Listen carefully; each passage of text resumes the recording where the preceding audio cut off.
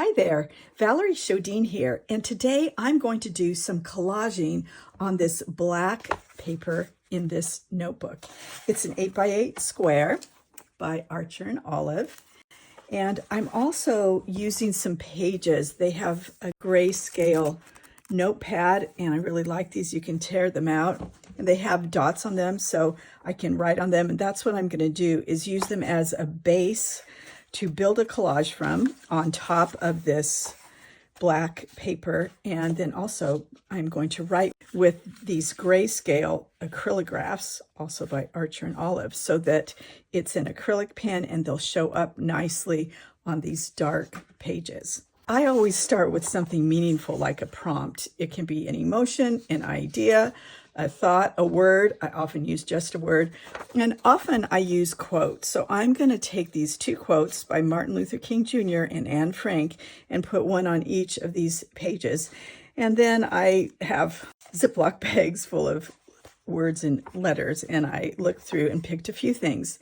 It's good to just have a few and work big to small. So I'm going to start with these pieces here and kind of build up from there. In this tutorial, you'll see me mark and cut a number of papers, and I usually do it more than once because I tend to cut a little bit bigger than I might need, because I figure I can always cut some off.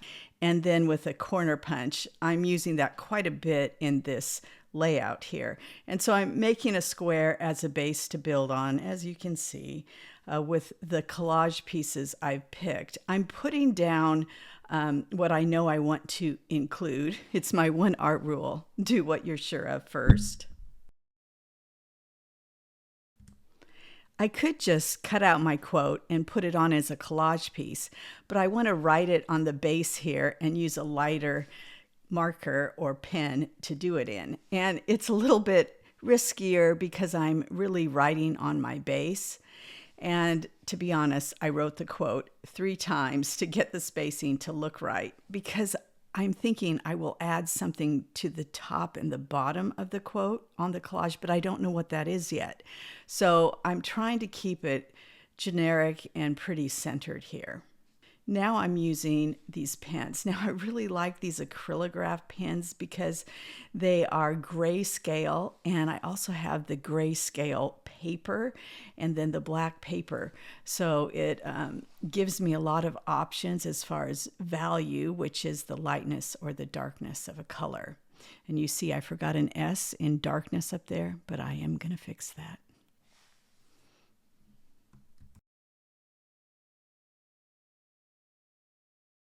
Okay, with collage, you arrange things. And one of the fun things is really taking things out of context, and then you kind of change the meaning as you do that, as in life.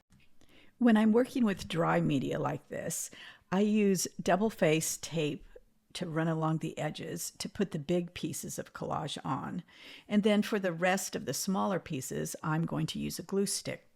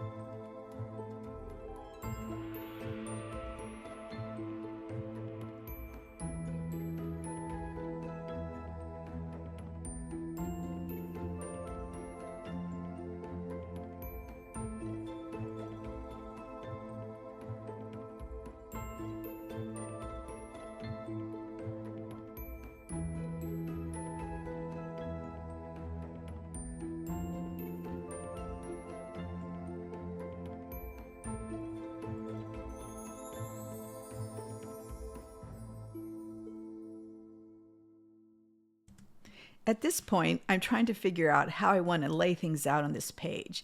I know I want to include some of that tape, and I'm picking a part of the tape that has mostly black and white and metallics on it. And then this part is going to be a candle that I'm going to doodle on with the grayscale pens and have a little flame that I have this little piece of paper that I really like. I thought that'd be a good candle flame. And I'm cutting it bigger than I would have. And now I've played around with how to draw on one side and figured I need to cut one of the rows off so I have an even number of spaces to do my patterning and doodling in. I'm going to use my pens now, starting with the black and mostly outlining. And you see, I've drawn it on with pencil first. It was a little bit of a challenge with the wax, quote, dripping down from the top of the candle. So I decided, well, for on film here, it would just be easier for me to draw it in pencil first, but I don't always do that. For this part, you'll see me go back and forth between black, white, and gray pens. You see me drawing at 200%, so double time, but you can speed it up or slow it down as you wish to accommodate what you want to see.